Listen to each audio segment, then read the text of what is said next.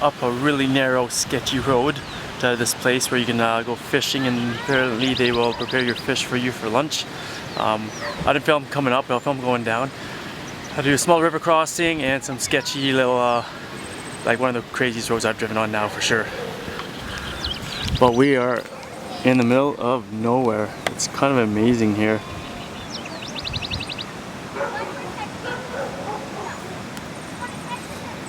So a place over there I think we're going to go over to, and they're farming something down there. Looks like maybe potatoes or something. It's really beautiful up here though.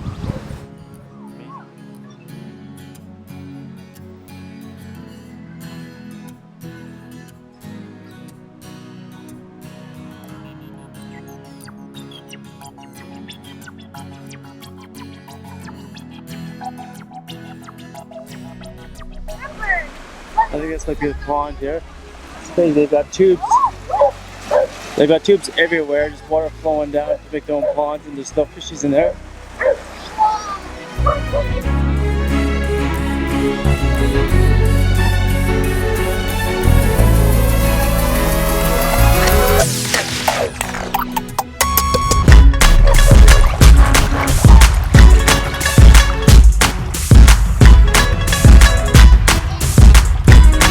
Not sure if you can see the trout in the ponds here, but there's a whole bunch of them in there, probably like 100 or so in this one. And then there's another pond down there, and it looks like there's another 2 over there.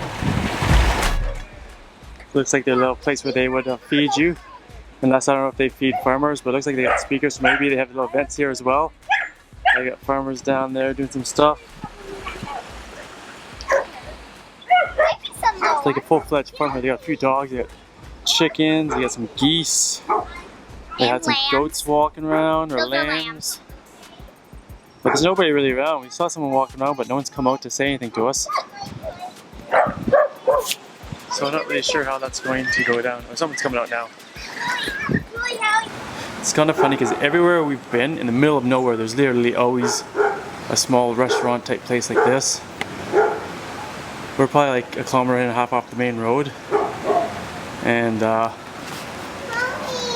don't know if it's for the locals that have little events, or if they just have parties once in a while. They each switch venues, but it's kind of interesting to see all these cool little shacks in the middle of nowhere. Kind of cool though. So we've just talked to the woman, or translated through their phone. It's 3,800 per kilo, so that's 338 mil, I believe it is, per kilo for fish. So I think we're gonna get 3 fish and try to catch them, and I think they're gonna feed us here, which is kind of cool. Great place to eat. There's an awesome location here. This is like full on like rural lifestyle, like more rural than I'm used to, but it's kind of cool. I think the plantain is going to be the bait to catch the fish. Cool, eh?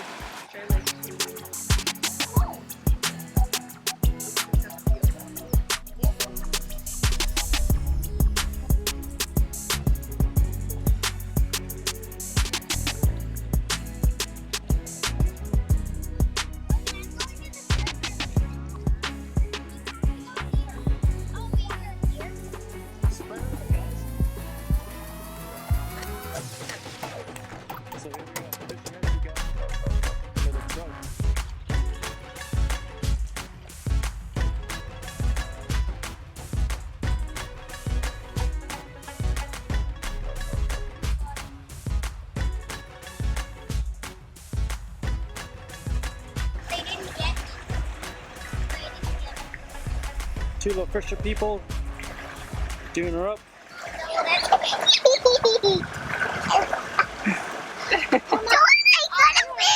What did you get? Good job, high five! Finally caught a fishy.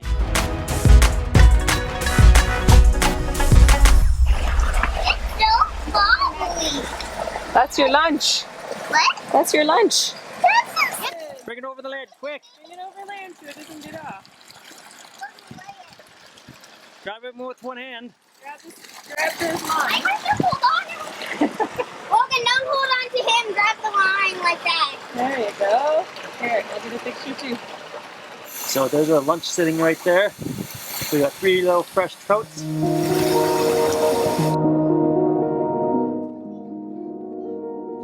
So the kids got their 3 fish, so 1 each. So they're gonna cook us a meal here, and we're just gonna have a big family platter and check it out and see how it is. It should be pretty tasty.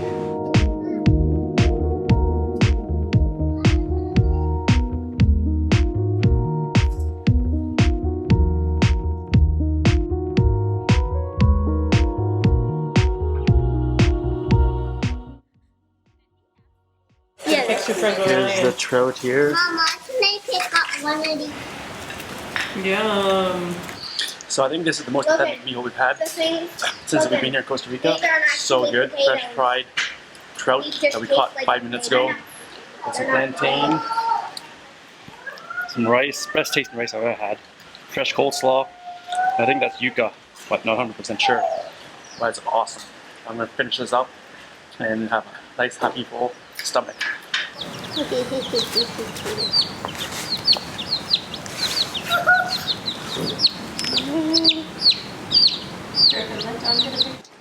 Okay, well we finished our meal. They gave us so much food, so we got them to come home with us tonight for dinner. It was just way too much food for 4 people, but it was well worth it. So it's kind of cool to come up with the beaten path here where you normally wouldn't go and see something with the locals do and have a good meal.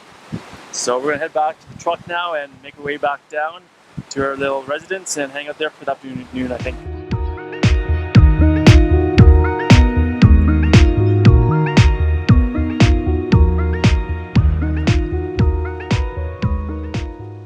Okay, so here's the road down. It's a little narrow and bumpy. It's definitely just a farm path for farm equipment, but the house we were up to, they obviously drive up there and live up there.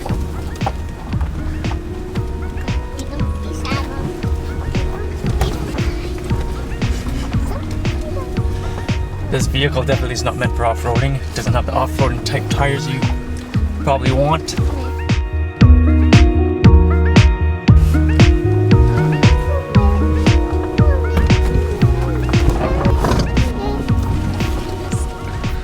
So it was 800 meters in from the main road here, I think, so it takes quite a while going 5-10 kilometers an hour.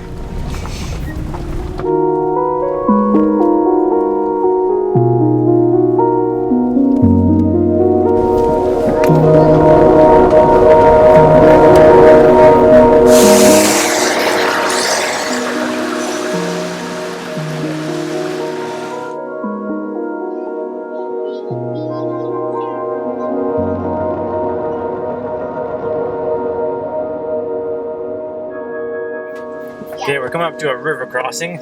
When we came in, I wasn't sure how deep it was. It's not too bad actually, better than I expected. So, I'm gonna take it super slow here. When I was doing a lot of research for Costa Rica, they said to get a nice 4x vehicle as there are crossings all over the place like this. And this is only like the second one. This is the biggest one I've seen that we've done.